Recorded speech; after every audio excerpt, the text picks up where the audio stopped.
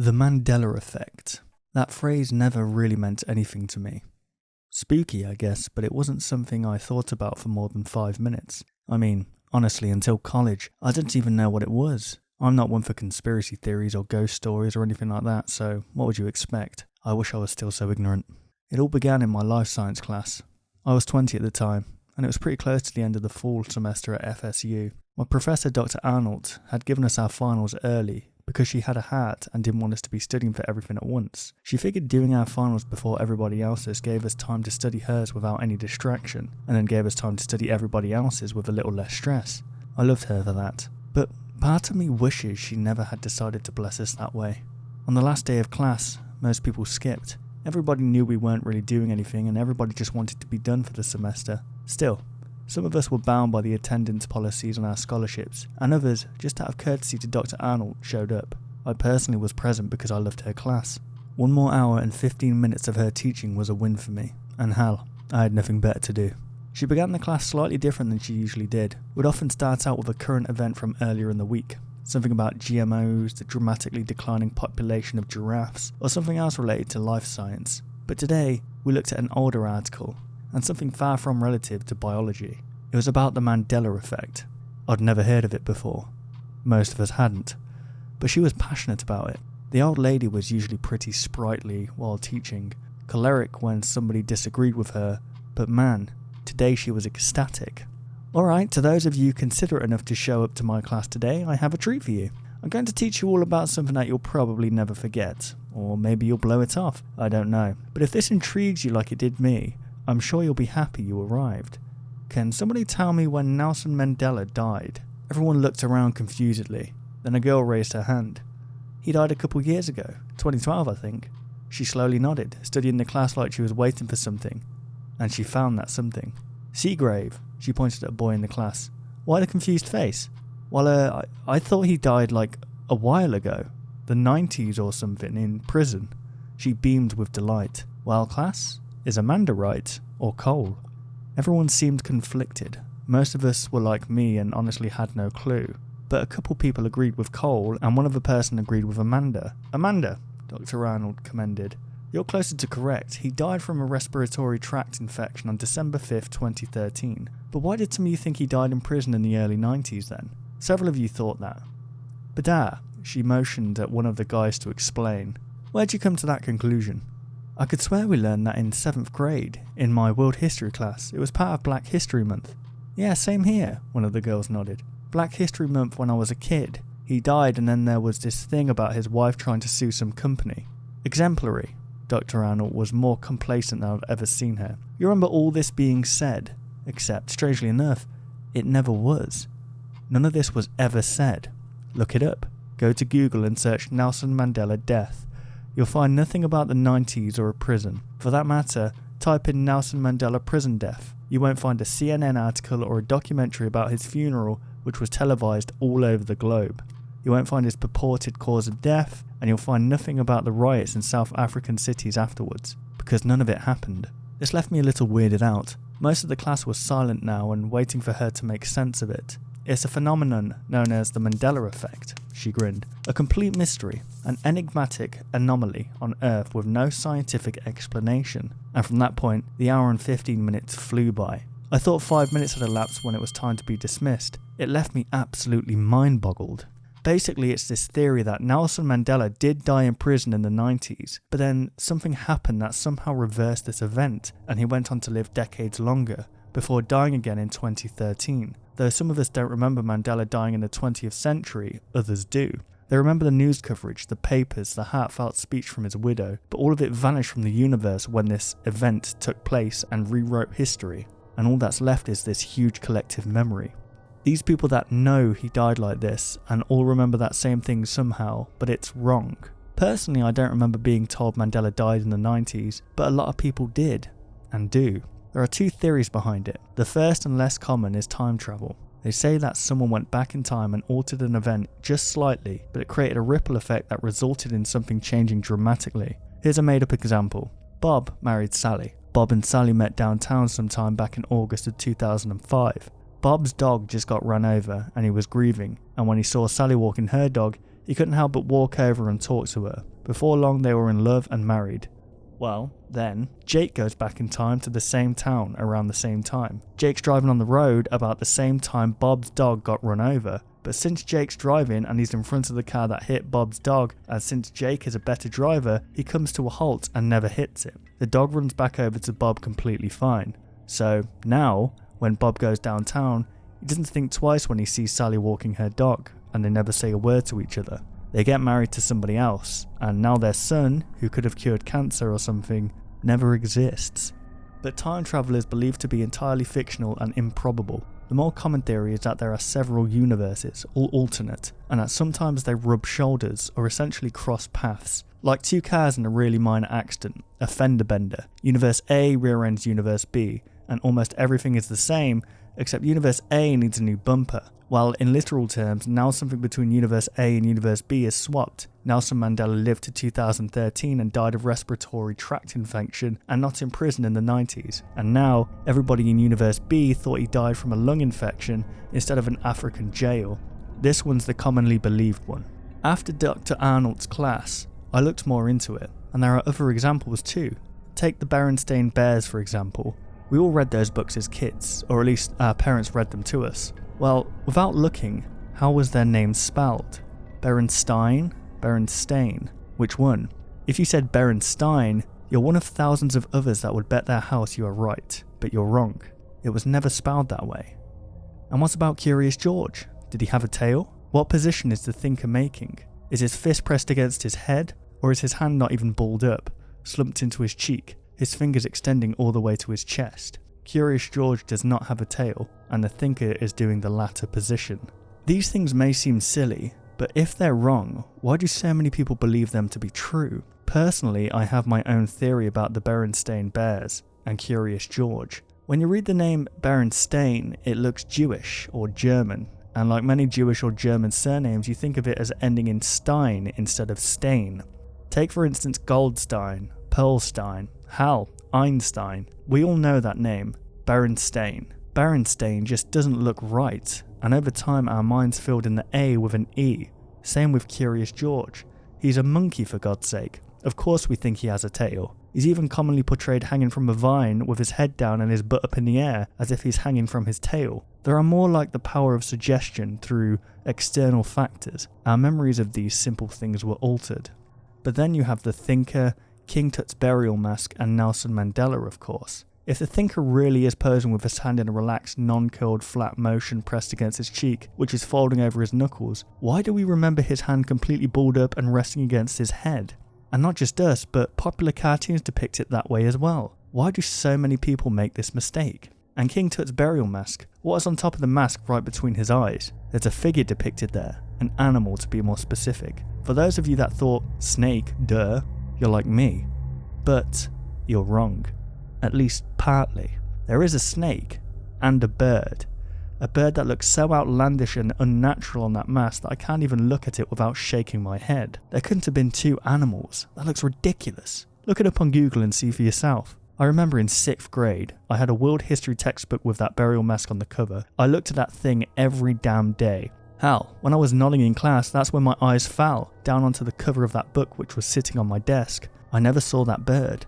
I thought that maybe it could have just been the angle, but the bird sticks out so far that there's no way you can't see it, unless the mask was turned completely away from you, which it never is. And if it was, you wouldn't be able to see the snake either. I'm not the only one that remembers it looking like this. Popular cartoons draw it wrong all the time too.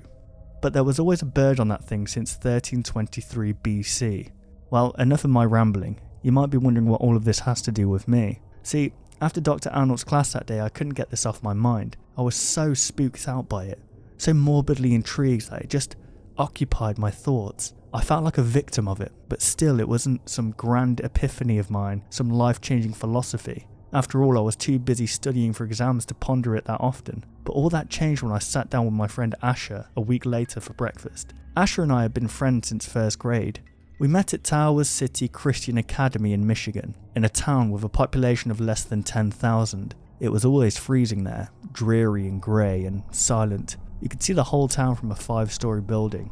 There were miles and miles of abandoned cornfields, and the only real moneymaker in the town was its small harbour at which fishing occurred. I discovered later on that apparently in other countries, Towers City, Michigan is known as the bird-watching capital of the world. Purportedly, a vast array of bird species migrate there, and it's great for bird-watching. I never noticed that. All I can remember is the snowy grey skies, the silent cornfields, and the feeling that if the place was wiped off the face of the earth, no one would notice. Naturally, the public school was puny, but the private school, it hardly existed. In my class there were 15 of us. 16 including the teacher, so I thought. I'm starving, man. Asher sighed, walking ahead of me into the diner. It was early on a Saturday morning. It was the last week of the semester and we'd been studying like crazy. We figured our day would be spent doing the same thing as usual, an amalgamation of studying endlessly and resisting the urge to buy Adderall, which was pretty prominent on the campus around that time. But my day didn't consist of any of that. We sat down at our usual booth. Asher's hair as red and messy as usual. He was a ginger, and a mischievous one at that. He was a prankster and barely passed his classes. He was here for the booze and the girls, and his grades reflected it. But as best friends do, I forced him to study and pass. Still, breakfast was a school-free zone. All mention of classes and tests was off limits at the diner. Here we wanted to rid our minds of it all. The last time we met up, I went on and on about the Mandela effect, to the point he wanted to shove scissors in his ears, so I tried not to mention it today. I'm telling you, man. He sipped his coffee. When this is over, we're partying like crazy. Like crazy, Sean. I don't want to remember where I am when I wake up in the morning. I chuckled. Yeah, man, for sure. Don't you sometimes wish we were back at Towers, Christian? I mean, not back in Towers City, but just the classes. We thought they were so hard. We both laughed. God, we were wrong. Yeah, that was a whole different universe, bro. Shit was so easy compared to now. And there were only 14 of us in total, unless you include Miss Davis, which is fucking crazy. 14? I think it was 15, man. He looked confused. Nah, bro, 14. Me, you, Erin, Engels, Tyler Mahoney, Zach O'Toole, that quiet girl named Grayson, Elizabeth, Norman, that one kid, I don't remember his real name, but we all called him Taz. We called him Taz because he talked so fast and nobody could hear what the fuck he was saying. I chuckled as I remembered him. There was Brian Reed, Amy, the twins, George and Jordan Reynolds, and that one nerdy kid, Dylan. And then Miss Davis. That's 15 including her. And Eve. He squinted his eyes. Who? Eve, the shy girl. Remember? Short, blonde, brown eyes, didn't talk to anybody. He shook his head. That was it, man. There were 14 of us. No, dude, I replied. It was Eve. I've been waiting for you to name her the whole time. He just looked at me like I was telling him bread was a liquid.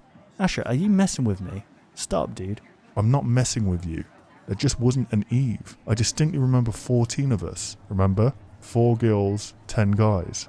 No, I shook my head. 5 girls, 10 guys, that's how it was. Her name was Eve. She didn't talk to anybody and we both never said anything to her. You're messing with me and it isn't funny. I started to feel panicked. I've been reading all that shit about the Mandela effect and now you're trying to freak me out. Come on, stop it, man. Now he looked frustrated. Stop with that Mandela shit. There's no Eve. You're sleep deprived. What? I was getting annoyed, but also terrified. All this hysteria I'd embraced lately as I considered if the effects could be real left me feeling hopelessly crazy as Asher argued with me. I knew there was an Eve. She went to Towers Christian with us. Her face was easy for me to recreate in my mind. Sean. He looked at me intently. Are you fucking with me? No, I replied, trying not to sound panicked. It was such a simple situation. Asher just forgot about her. It was over a decade ago and she wasn't by any means a notable student. She shied away from conversation, sitting in the back of the room with nothing to say. She only talks when forced to by Miss Davis and none of us struck up conversation with her. Bro, you're just forgetting about her. She was quiet, man, like really quiet. First grade was a long damn time ago. Maybe. He shrugged. Honestly though, no. I can't be. I remember that class easily. There were 14 of us. You must be thinking of someone else. Don't tell me I'm thinking about someone else. I felt hopeless. What the hell was that? He glared at me. Man, this isn't funny. You know that Mandela shit's been freaking me out. Please, Asher, stop, I pleaded. He looked horrified. Sean, I'm not fucking with you. Why are you getting so worried, bro? Here. He slid me his coffee. Just relax, man, relax. It's not a big deal, you're fine. She was there with us, Asher. Remember reading group? There were 15 of us. There were 5 of us in each group. Eve was in my group. No, man, I mean, you're right about there being 5 in each group, but Miss Davies was in a group, remember? No, she walked around and supervised, I argued. Asher, Eve was in my group. I know she was. because every time she was forced to read, she'd choke up and not say anything. And then the few times she did read, I was always enamored to actually be hearing her voice, because I never did. Like, no one did. Asha was still and silent. Both of us knew what we knew, but one of us was wrong, right? Dude, I begged. Her car, remember that at least. Her mum dressed nicely, in a dress, always. She'd come to pick Eve up in that fancy black car. I never gave a shit about cars and I still don't. I thought that Ultima was a car make. I couldn't tell the difference between a Porsche and a Honda, but I remember her car because it was so nice looking. It was probably a Cadillac or something. Come on man, we always used to think it looked cool when it came into the pickup loop.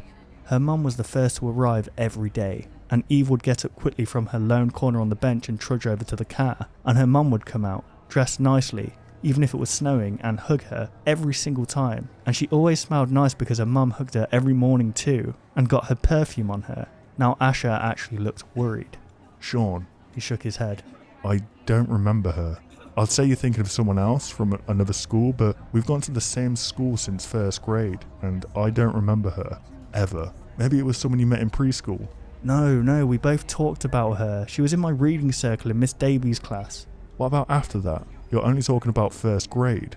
I don't remember her after that. She must have moved. But she was in first grade. That's probably why you forgot her. She moved and you just remember all of us that graduated 5th grade there. No man, I remember first grade too. She wasn't there. Miss Davies was my favourite teacher. I remember that year easy. There wasn't a girl named Eve. I don't really know why, but I felt like crying. Imagine that all your life you never believed in ghosts, then you see this horror movie or something, and there's a scene where the main character is looking in the mirror, and then his reflection stops following him and does its own thing, and it's horrifying. After that, you just keep thinking about that scene because it scared you so much. But hey, it's just a movie, it's not real, and that's the only thing keeping you from never looking into mirrors again. But then you figure out the movie's based on a true story. Okay, anybody could say that it's based on a true story, like all horror movies. Just because it could be true doesn't mean it is. Nothing's hitting close to home. And then it happens to you. You get out of the shower, you're drying off, and you happen to look into the mirror. You raise your towel to dry off your hair, but when your reflection comes into view, its arms are at its side, and it's staring at you. Holy shit.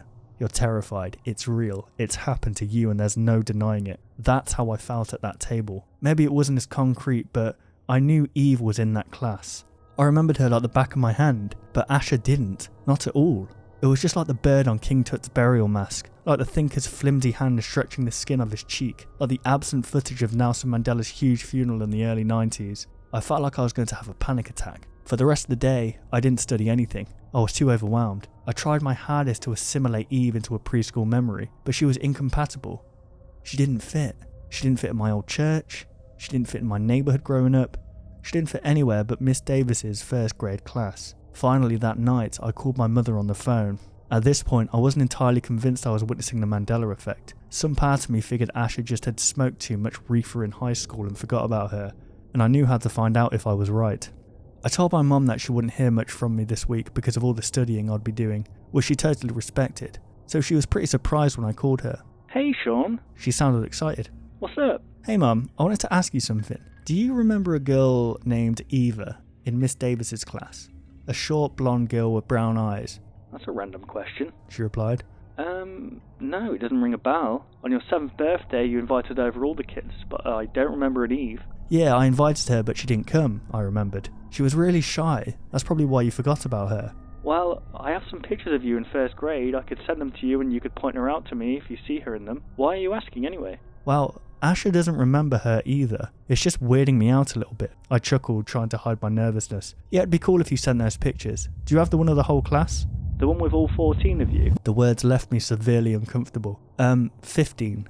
There were 15 of us, Mum. No, 14, I thought. What the fuck? I whispered. Mum, yeah, send me the pictures if you can. Okay. Is everything okay, Sean? Just feeling weird is all. It's weird nobody remembers her. I don't have the class picture. She sighed. I wish I did. Asha's mum might. See if Asha can get it from her. But I'll send you the ones I have. Okay, thanks, Mum. We talked a bit longer after that, but my mind wasn't occupied by the conversation. All I could think about was Eve.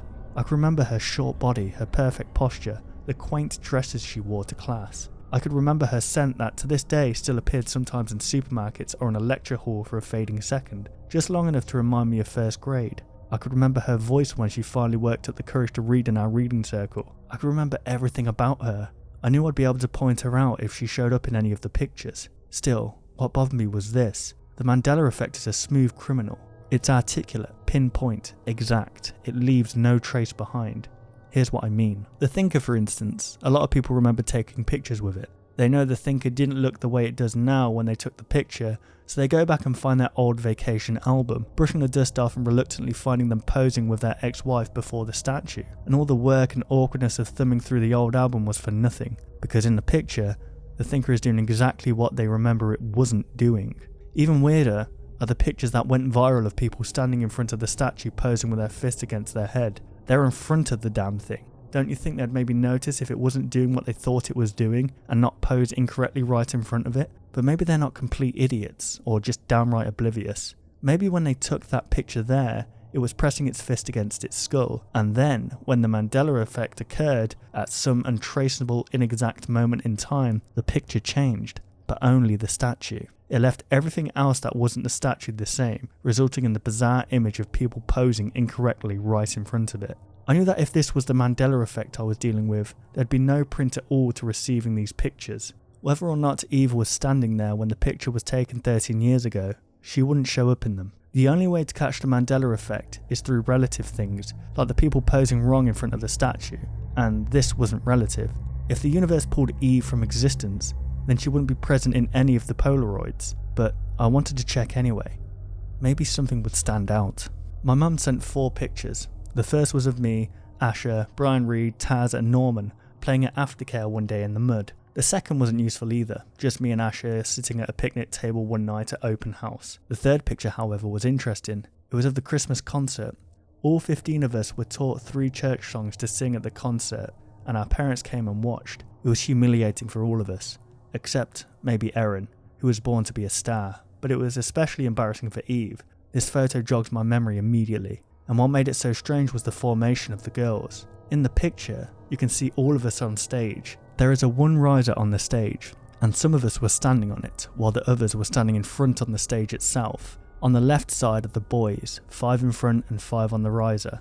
On the right are the girls, 3 in front and 1 on the riser. Between 2 of the girls, it looked like somebody's missing in the picture. You have Erin on the left, then Amy next to her, then Elizabeth next to her, and then Grayson is standing on the riser between Erin and Amy. Eve would fit perfectly between Amy and Elizabeth. Why the hell would they put 3 girls on the stage and 1 girl alone on the riser, asymmetrically? Especially when the boys are lined up perfectly. It made no damn sense. And I remember Eve there that night, how scared she was. I remember her white dress and thinking that for once we were all dressed like her and she didn't stand out. And I remember her crying backstage, being scared to death to go out and not singing the entire time but just freezing up. I'd bet my soul that all that happened. The final picture was also useless. Just me and Brian Reed in a kickball game that we played on the last day of school. Brian Reed was trying to peg me out and I'm running like a madman for first base. I saved that picture of the Christmas concert onto my phone. It was just the proof I needed to show Asher.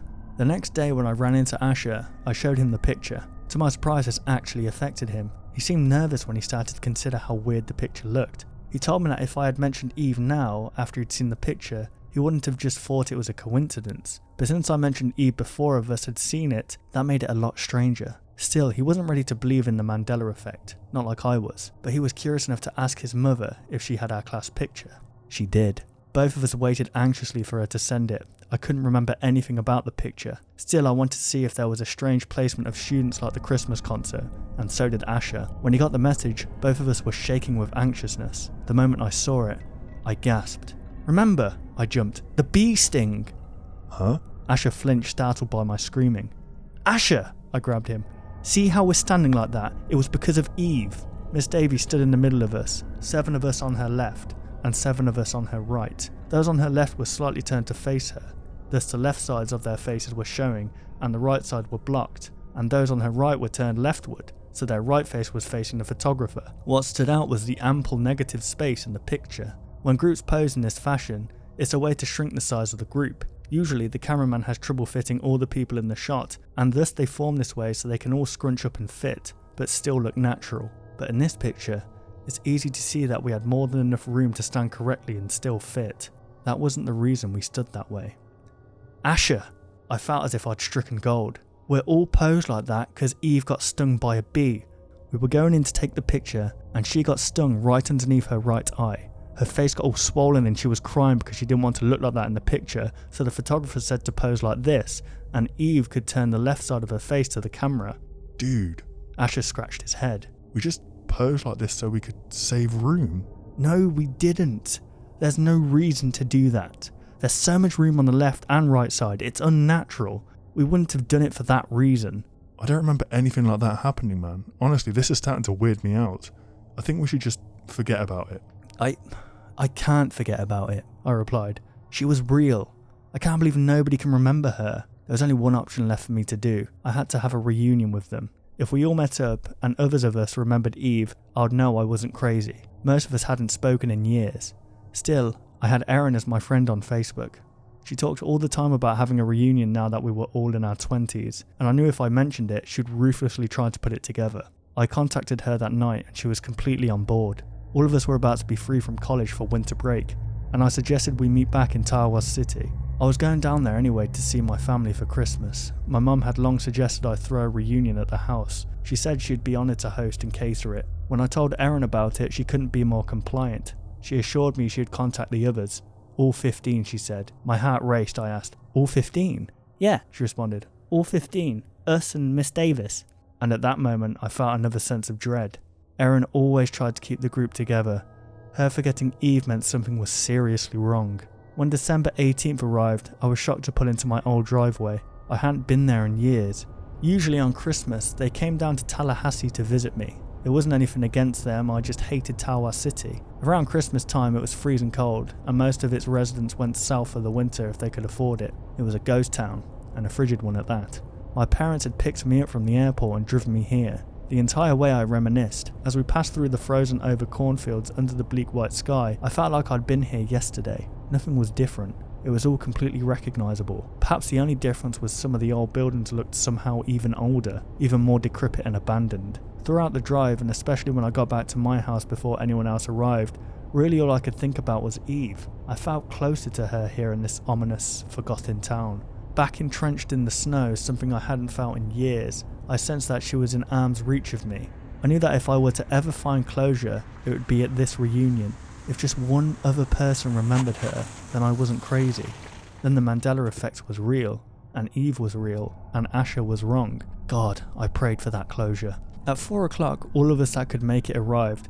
Miss Davies was unfortunately busy with her family, as her father was dying and they didn't know how much time he had left, and Norman was completely untraceable. The last of us to hear from him was Brian Reed, who remembered Norman getting into trouble sometime around the 8th grade and going to juvenile detention. After that, he pretty much vanished. Not like Eve though. He was still in the pictures. They still remembered his name. When the other 12 showed up at the house, I forgot about Eve just for a moment. Seeing Erin again was awesome. She was as beautiful and energetic as always, her long brown hair now styled maturely and her vibrant green eyes now only wiser. Tyler Mahoney was also just as handsome as he'd always been. The stud was still dressed to kill, even in the freezing weather. Brian Reed had joined the Navy and was on Liberty. He was even bigger now than he was then, and was engaged to his girlfriend since high school. Grayson, on the other hand, was not favoured by time.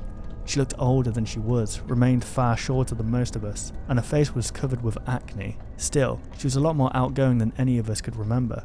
Zach looked a lot like how I remembered. Tan, skinny. The only difference was now he had a mustache. He'd worked at Home Depot ever since high school, and was still living with his parents that moved to Minnesota. Amy was unrecognisable. She had bright blue hair now, which wasn't necessarily a surprise considering how rebellious she was growing up, but the piercings were unprecedented. Elizabeth was much like she always was, generally quiet and sweet, with her alluring amber eyes that nobody could forget. Dylan didn't look the way any of us thought he would. He was now ravishing, tall, and wore rich stubble along his grand face. He still wore glasses, and I'm glad. Contacts on Dylan would have just been staggering. He had a higher GPA than even Erin, and all of us were proud of him. George and Jordan both looked a lot different now. George was a construction worker and was wiry and stout. Jordan, on the other hand, was more reserved and amusingly taller than his twin brother George. Jordan's hair was neat and short. George's hair was a thick mess of black curls. It didn't even speak the same anymore. George spoke profanely and Jordan seemed to be a stranger to vulgarities. It was intriguing to see them so different. Taz was just as goofy as ever. To our surprise, He'd been going to college and was working on a business degree, but when he talked about something he was passionate about, you couldn't understand a word he was saying. The moment he stepped inside, he blabbered on and on and on, and all we could do was laugh. He was just as crazy as ever. Asher and I were generally believed to look the same. Asher's hair was still red, mine still brown. His eyes were still green, mine blue. His face still freckly, mine smooth. He was still a prankster, and I was still quiet most of the time. The only difference was both of us were more in shape, since we started running together. But the complacent joy of seeing all my friends again only distracted me for a short while. Before long, my thoughts were back on Eve. I waited for her to come in the door, but I knew she never would. I waited for somebody to mention her, but I knew it would never happen. With Miss Davis and Norman accounted for, everyone was here. It disheartened me, to say the least. Maybe I was crazy.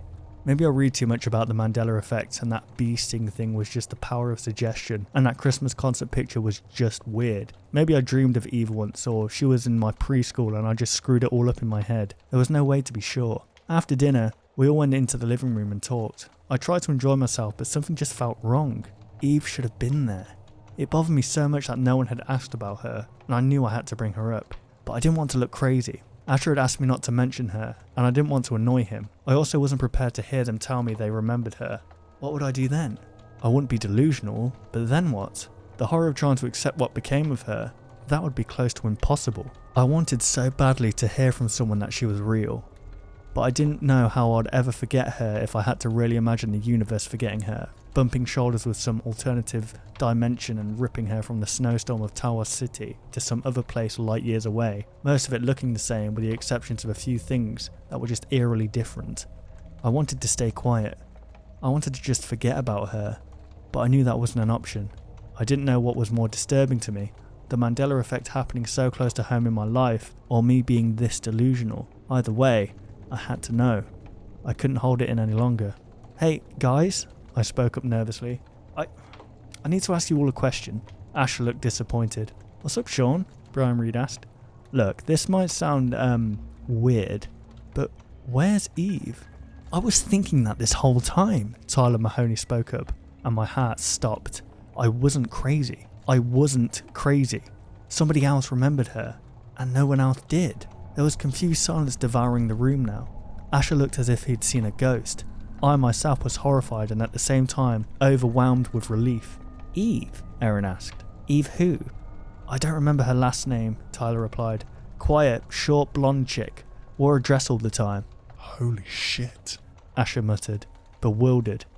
Holy shit. Am I missing something? Amy asked. There was a girl named Eve in our first grade class, I spoke up, but nobody remembers her. At least, I thought nobody did. I chuckled nervously. But Tyler, you do. Man, I thought I lost my fucking mind. She's not in any of the pictures, not a damn one. There's no sign of her ever existing except for my memories. And I swear to God I thought I'd gone off the deep end. But Tyler, you remember her too. That brings me so much closure. There was no Eve, Dylan responded. I don't recall an Eve. I remember each of you distinctly. I can't imagine how I would have forgotten one of you completely and yet vividly remember the rest of you. I agree, Jordan chimed in. There were 4 girls. I remembered that easily. There wasn't a 5th. Yeah, there was, Tyler replied, which gave me so much peace. I had a crush on her, remember? Not to sound like a douchebag, but all you girls liked me. He faced them and none could deny it. But then I had a crush on Eve and... the note! I burst into uproarious laughter, recalling it instantly. Yeah, Tyler laughed. The room was portentously silent. I liked Eve, Tyler chuckled. Nobody knew why I liked her because she was all silent and standoffish, but I just fell for her. So I wrote her this super corny, embarrassing note and I went to hand it to her. And you got caught, I finished. Just wanted to see it all line up again. And Miss Davies confiscated it. And everybody wanted to know what it said because when she read it, she started laughing her head off. And it was the most embarrassing day of my life, he grinned. You guys don't remember? Most of them looked uncomfortable. I don't remember an Eve, Elizabeth spoke with certainty. Never do I remember that name. I don't remember the day you're talking about, and we all certainly did used to snicker about you. She smiled, but looked troubled. All of us girls, I think, would remember that. It happened, Tyler shrugged. How would Sean and I remember the same thing, exactly the same thing, and it not really happen?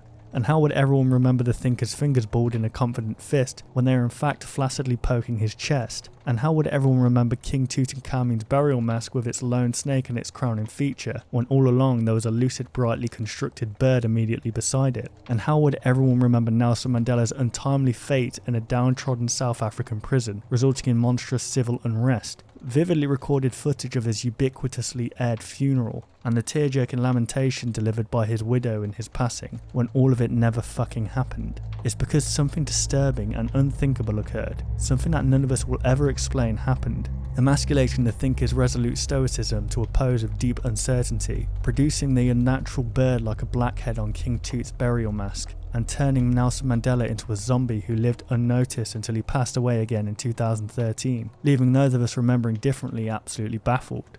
Well, that's just really weird. Erin's words were the catharsis the room looked for. No matter what Eve's existence or lack thereof meant, none could disagree that it was, in fact, just really weird. We changed the subject afterward, and most of us seemed to move on rather quickly from the enigma, but I didn't. It bothered me the entire time, gnawing at me. I wanted to sit and talk about Tyler and Eve all night. I wanted to hear all the stories about her that he remembered. I was dying to ask him if he recollected the bee sting story, but it never came up. I couldn't ask. I didn't want to visit it anymore. It did something to me that I can't explain to imagine that little girl being stung in the eye, crying before picture day in our snowy, empty town. The memory alone was enough to make me tremble. That poor little girl, showing the left side of her chubby face to the camera. Where was she now? Why couldn't anyone remember? I did my best to just forget, but Eve was stuck in my head. I knew I'd never forget about her. The Mandela effect was real. She really did exist, and now she didn't. What the hell happened to her then? I mean, really? It was just too terrifying to think about, and I couldn't forget it. No matter how desperately I tried, Asher seemed to be in my boat. Most of them stayed the night in my house since there wasn't a motel in the entire town, and the majority of our parents had moved. The next day, everyone was out of town except me, having flown out back to the land of the living. Only I stayed behind in the snow-scoured wasteland of Tawa City. Only I remained in this hotspot of the universe, this place where two realities collided. I didn't receive the closure I'd wanted from the reunion. We all exchanged numbers and were staying in touch now, which was great, but more than anything, I was constantly bombarded by thoughts of Eve. I just wanted something to make sense.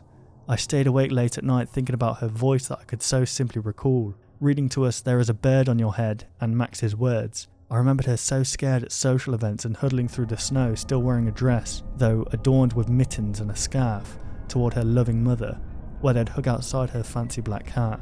I remembered Eve's crying when the bee stung her eye. That memory for some reason bothered me more than the others. It just affected me. Something about it really cut deep. She was so innocent and I felt so bad for her, and now she wasn't the victim of a simple bee sting, but of some horrible cosmic event, leaving her non-existent. My parents wanted me to stick around until Christmas, but the thought of that killed me. I didn't want to stay in this wasteland for a week.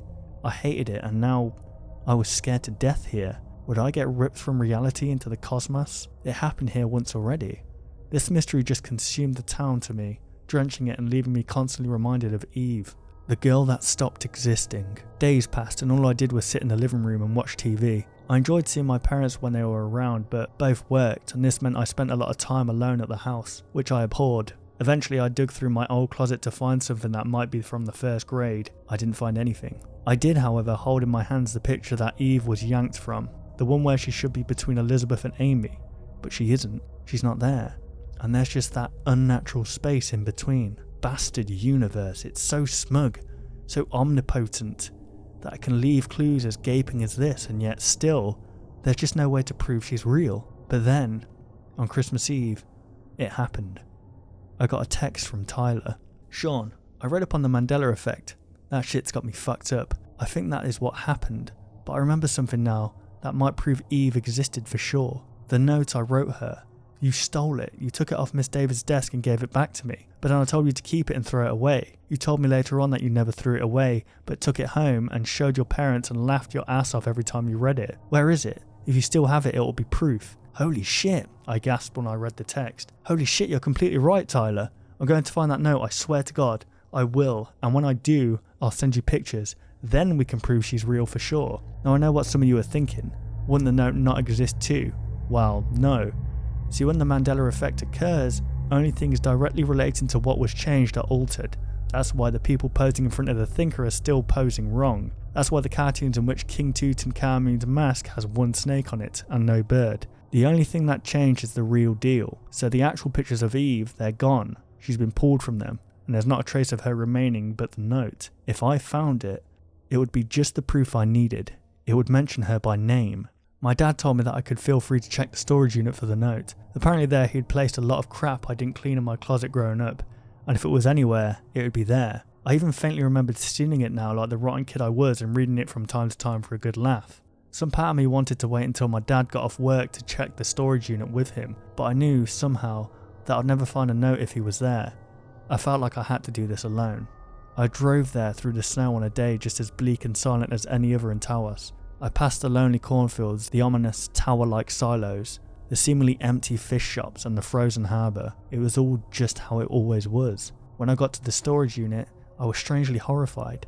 I felt like I was about to walk into a haunted house. As a kid, the storage unit always scared me. In all my life, I know as a fact, I've never seen another soul in that building other than my father. It was always dark and empty, and now, without him by my side, searching for this letter about a ghost, I was mortified. But I carried on. I entered the frigid, voluminous metal halls, journeying through them and turning on the lights as I stepped into each corridor.